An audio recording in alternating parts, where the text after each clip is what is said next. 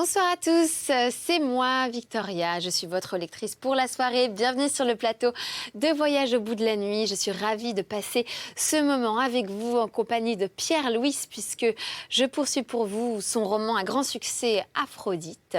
C'est en effet ce roman qui a permis à l'auteur de se faire connaître car avant cela, il n'avait que publié des tirages restreints. Un roman qui date de 1896 et nous avons évidemment fait la connaissance des deux héros, Démétrios et Chrysis, surnommée Aphrodite puisque sa beauté n'a d'égal que celle de la déesse grecque. Et bien c'est une relation qui risque de marcher si Démétrios accepte le chantage affectif de la belle. Elle lui demande de voler 3 pièces à 3 différentes femmes et pour cela, il doit commettre 3 meurtres. Nous en sommes ensemble au livre second, chapitre 2e. Je poursuis la lecture, n'hésitez pas à réagir, #VBN. Mélita. Purifie-toi, étranger. J'entrerai pur, dit Démétrios. Du bout de ses cheveux trempés dans l'eau, la jeune gardienne de la porte lui mouilla d'abord les paupières, puis les lèvres et les doigts, afin que son regard fût sanctifié, ainsi que le baiser de sa bouche et la caresse de ses mains. Et il s'avança dans le bois d'Aphrodite, à travers les branches devenues noires. Il apercevait au couchant un soleil de pourpre sombre qui n'éblouissait plus les yeux. C'était le soir du même jour où la rencontre de Chrysis avait désorienté sa vie. L'âme féminine est d'une simplicité à laquelle les hommes ne peuvent croire. Où il n'y a qu'une ligne droite, ils cherchent obstinément la complexité d'une trame. Ils trouvent le vide et s'y perdent. C'est ainsi que l'âme de Chrysis, claire, comme celle d'un petit enfant, parut à Démétrios plus mystérieuse qu'un problème de métaphysique. En quittant cette femme sur la jetée, il rentra chez lui comme en rêve, incapable de répondre à toutes les questions qui l'assiégeaient. Que voulait-elle faire de ces 3 cadeaux? Il était impossible qu'elle portât ni qu'elle vendît un miroir célèbre volé, le peigne d'une femme assassinée, le collier de perles de la déesse. En les conservant chez elle, elle s'exposerait chaque jour à une découverte fatale. Alors, pourquoi les demander? Pour les détruire? Il savait trop bien que les femmes ne jouissent pas des choses secrètes et que les événements heureux ne commencent à les réjouir que le jour où ils sont connus. Et puis, par quelle divination, par quelle profonde clairvoyance l'avait-elle jugé capable d'accomplir pour elle 3 actions aussi extraordinaires? Assurément, s'il avait voulu, Chrysis, s'enlever de chez elle, livrée à sa merci, fût devenue sa maîtresse, sa femme ou son esclave au choix. Il avait même la liberté de la détruire simplement.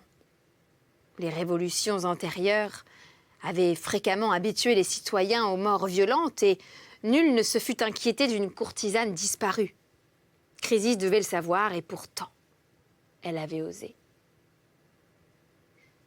Plus il pensait à elle, plus il lui savait gré d'avoir si joliment varié le débat des propositions.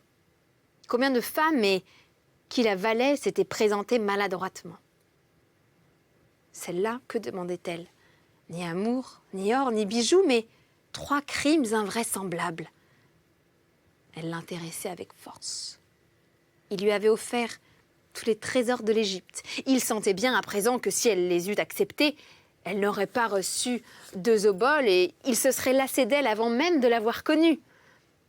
3 crimes étaient un salaire assurément inusité. Mais elle était digne de le recevoir puisqu'elle était femme à l'exiger.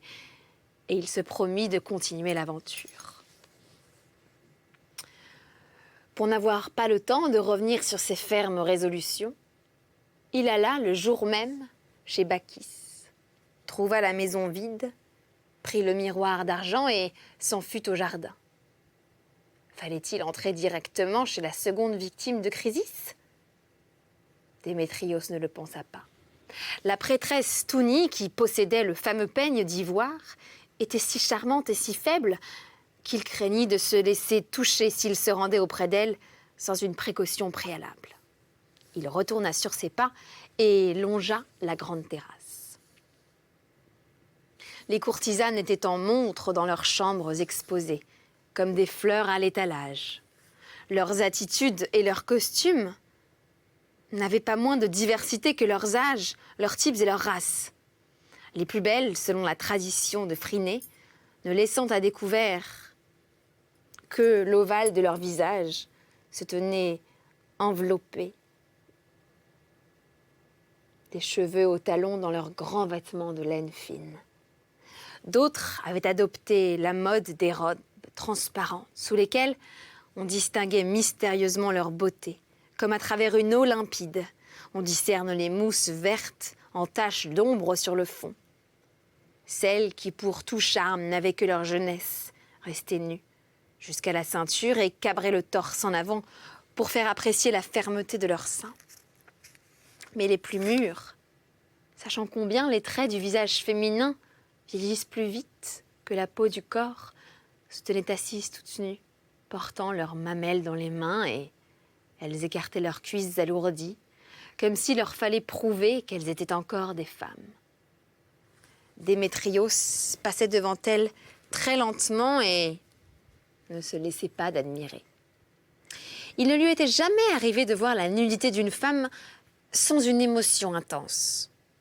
Il ne comprenait ni le dégoût devant les jeunesses trépassées, ni l'insensibilité devant les trop petites filles. Toute femme ce soir-là aurait pu le charmer, pourvu qu'elle restât silencieuse et ne témoignât pas plus d'ardeur que le minimum exigé par la politesse du lit. Il la dispensait d'être belle. Bien plus, il préférait qu'elle eût un corps grossier, car plus sa pensée s'arrêtait sur des formes accomplies, plus son désir s'éloignait d'elle. Le trouble que lui donnait l'impression de la beauté vivante était une sensualité exclusivement cérébrale qui réduisait à néant l'excitation génésique. Il se souvenait avec angoisse d'être resté toute une heure impuissant, comme un vieillard près de la femme la plus admirable qu'il eût jamais tenue dans ses bras. Et depuis cette nuit-là, il avait appris à choisir des maîtresses moins pures. « Ami, dit une voix, tu ne me reconnais pas ?» Il se retourna, fit signe que non et continua son chemin car il ne déshabillait jamais deux fois la même fille. C'était le seul principe qu'il suivit pendant ses visites au jardin. Une femme qu'on n'a pas encore eue a quelque chose d'une vierge. Mais quel bon résultat, quelle surprise attendre d'un deuxième rendez-vous. C'est déjà presque le mariage. Démétrios ne s'exposait pas aux désillusions de la seconde nuit. La reine Bérénice suffisait à ses rares velléités conjugales et, en dehors d'elle, il prenait soin de renouveler chaque soir la complice de l'indispensable adultère. Clonarion, Gaténée, Plangôme, Naïs, Crobilé, Ioessa. Elle criait leurs noms sur son passage et quelques-unes y ajoutaient l'affirmation de leur mature ardente ou l'offre d'une pratique anormale. Démétrios suivait le chemin. Il se disposait, selon son habitude, à prendre au hasard dans le troupeau, quand une petite fille toute vêtue de bleu pencha la tête sur l'épaule et lui dit doucement, sans se lever, « Il n'y a pas moyen ?» L'imprévu de cette formule le fit sourire. Il s'arrêta. « Ouvre-moi la porte, dit-il. Je te choisis. » La petite, d'un mouvement joyeux, sauta sur ses pieds, frappa 2 coups du marteau phallique. Une vieille esclave vint ouvrir. « Gorgo, dit la petite, j'ai quelqu'un. Vite, du vin de Crète, des gâteaux et fais le lit. » Elle se retourna vers Démétrios. « Tu n'as pas besoin de satyrion ?»« Non, dit le jeune homme en riant. Est-ce que tu en as ?»« Il le faut bien, dit l'enfant. On m'en demande plus souvent que tu en penses. Viens par ici, prends garde aux marches, il y en a une qui est usée. Entre dans ma chambre, je vais revenir. » La chambre était tout à fait simple, comme celle des courtisanes novices. Un grand lit, un second lit de repos, quelques tapis et quelques sièges l'ameublaient insuffisamment, mais par une grande baie ouverte, on voyait les jardins, la mer, la double rade d'Alexandrie. Démétrios resta debout et regarda la ville lointaine. Soleil couchant derrière les ports, gloire incomparable des cités maritimes, calme du ciel, pourpre des eaux, sur quelle âme bruyante de douleur ou de joie ne jetteriez-vous pas le silence? Quels pas ne se sont arrêtés, quelle volupté ne s'est suspendue, quelle voix ne s'est éteinte devant vous? Démétrios regardait une houle de flammes torrentielles, semblait sortir du soleil à moitié plongée dans la mer et couler directement jusqu'à la rive du bois d'Aphrodite. De l'un à l'autre, des deux horizons, la gamme somptueuse de la pourpre envahissait la Méditerranée, par zones de nuances sans transition du rouge d'or au violet froid. Entre cette splendeur mouvante et le miroir tourbeux du lac Maréotis, la masse blanche de la ville était toute vêtue de reflets zinzolins. Les orientations diverses de ces 20 000 maisons plates la mouchetaient merveilleusement de 20 000 taches de couleur, en métamorphose perpétuelle selon les phrases décroissantes du rayonnement occidental. Cela fut rapide et incendiaire. Puis, le soleil s'engloutit presque soudainement, et le premier reflux de la nuit fit flotter sur toute la terre un frisson, une brise voilée, uniforme et transparente. Voilà des figues, voilà des gâteaux, un rayon de miel, du vin, une femme. Il faut manger les figues pendant qu'il y fait jour et la femme quand on n'y voit plus. C'était la petite qui rentrait en riant. Elle fit asseoir le jeune homme, se mit à cheval sur ses genoux et, les deux mains derrière la tête, assura dans ses cheveux châtains une rose qui allait glisser. Démétrios eut malgré lui une exclamation de surprise. Elle était complètement nue et ainsi dépouillée de la robe bouffante. Son petit corps se montrait si jeune, si enfantin de poitrine, si étroit de hanches, si visiblement impubère que Démétrios se sentit pris de pitié, comme un cavalier sur le point de faire porter tout son poids d'homme à une pouliche trop délicate. « Mais tu n'es pas femme !» s'écria-t-il. « Je ne suis pas femme. Par les deux déesses, qu'est-ce que je suis alors? Un thrace? Un portefaix ou un vieux philosophe? Quel âge as-tu? 10 ans et demi, 11 ans? On peut dire 11 ans. Je suis née dans les jardins. Ma mère est milésienne. C'est Pythias qu'on appelle la chèvre. Veux-tu que je l'envoie chercher? Si tu me trouves trop petite, elle a la peau douce, maman. Elle est belle. Tu as été au didascalion? J'y suis encore, dans la 6e classe. J'aurai fini l'année prochaine. Ce sera pas trop tôt. Est-ce que tu t'y ennuies? Oh, si tu savais comme les maîtresses sont difficiles. Elles font recommencer 25 fois la même leçon. Deux choses tout à fait inutiles que les hommes ne demandent jamais. Et puis, on se fatigue pour rien et moi, je n'aime pas ça. Tiens, prends une figue. Pas celle-là, elle n'est pas mûre. Je t'apprendrai une nouvelle manière de les manger. Regarde. Je la connais. C'est plus long et ce n'est pas meilleur. Je vois que tu es une bonne élève. Oh, ce que je sais, je l'ai appris toute seule. Les maîtresses voudraient faire croire qu'elles sont plus fortes que nous. Elles ont plus de mains, c'est possible, mais n'ont rien inventé. Tu as beaucoup d'amants? Tous trop vieux, c'est inévitable. Les jeunes gens sont si bêtes. Ils n'aiment que les femmes de 40 ans.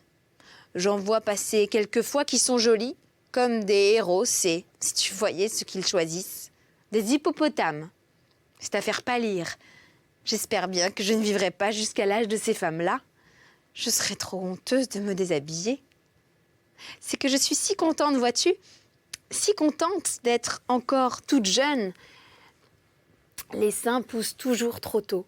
Il me semble que le premier mois où je verrai mon sang couler, je me croirai déjà près de la mort. Laisse-moi te faire un baiser. Je t'aime bien.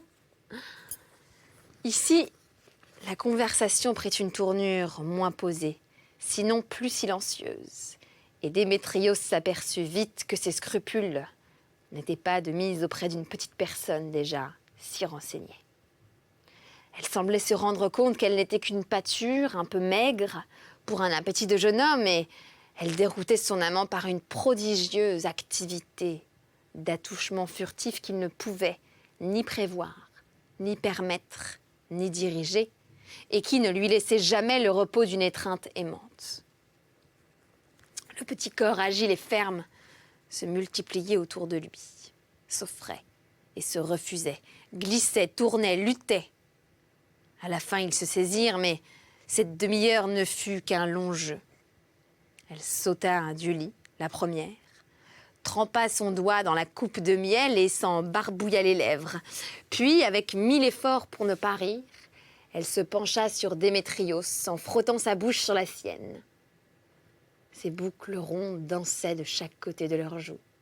Le jeune homme sourit et s'accouda. « Comment t'appelles-tu » dit-il. « Mélita. Tu n'avais pas vu mon nom sur la porte ?» Je n'avais pas regardé. Tu pouvais le voir dans ma chambre, ils l'ont tous écrit sur mes murs. Je serai bientôt obligée de les faire repeindre.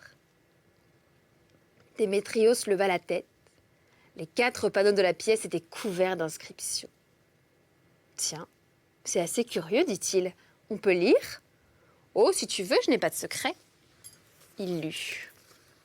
Le nom de Mélita se trouvait là plusieurs fois, répété avec des noms d'hommes et des dessins barbares. Des phrases tendres, obscènes ou comiques, s'enchevêtraient bizarrement. Des amants se vantaient de leur vigueur ou détaillaient les charmes de la petite courtisane, ou encore se moquaient de ses bonnes camarades. Tout cela n'était guère intéressant que comme témoignage écrit d'une abjection générale, mais vers la fin du panneau de droite, Démétrios eut un sursaut. « Qui est-ce ? Qui est-ce, dis-moi » ? « Mais qui ? Quoi ? Où ça ?» dit l'enfant. « Qu'est-ce que tu as ? Ici, ce nom-là, qui a écrit cela ?» Et son doigt s'arrêta sous cette double ligne. « Ah !» répondit-elle, « c'est moi qui l'ai écrit. Mais qui est-ce, cette Chrysis ? C'est ma grande amie. » « Je m'en doute bien, ce n'est pas cela que je te demande. Quelle Chrysis ? Il y en a beaucoup. Ah, la mienne, c'est la plus belle. Chrysis de Galilée. Tu la connais ? Tu la connais, mais parle-moi donc, d'où vient-elle ? Où demeure-t-elle ? Qui est son amant ? Dis-moi tout. » Il s'assit sur le lit de repos et prit la petite sur ses genoux. « Tu es donc amoureux, dit-elle ? Peu t'importe, raconte-moi ce que tu sais, je suis pressée de tout apprendre. »« Je ne sais rien du tout, c'est court. Elle est venue 2 fois chez moi et tu penses que je ne lui ai pas demandé de renseignements sur sa famille. J'étais trop heureuse de la voir et je n'ai pas perdu le temps en conversation. » Comment est-elle faite ? Elle est faite comme une jolie fille. Que veux-tu que je te dise ? Faut-il que je te nomme toutes les parties de son corps en ajoutant que tout est beau ? Et puis c'est une femme, celle-là. Une vraie femme. Quand je pense à elle, j'ai tout de suite envie de quelqu'un. Et elle prit Démétrios par le cou. « Tu ne sais rien, reprit-elle ? Rien sur elle ? Je sais qu'elle vient de Galilée, qu'elle a presque 20 ans, qu'elle demeure dans le quartier des Juives, à l'est de la ville, près des jardins. Mais c'est tout. » Eh bien, c'est Alka qui vous en apprendra un peu plus sur Chrysis, la déesse Aphrodite, en tout cas de par sa beauté. Ça a été un plaisir pour moi de vous faire découvrir ou redécouvrir ce roman. Soyez fidèles à l'émission, réagissez avec le hashtag VBN sur les réseaux sociaux. Merci à vous tous pour votre fidélité. À très vite pour une nouvelle lecture ensemble. Je donne ce livre à Alka. Je vous souhaite une très belle journée et à très vite sur Des Vies.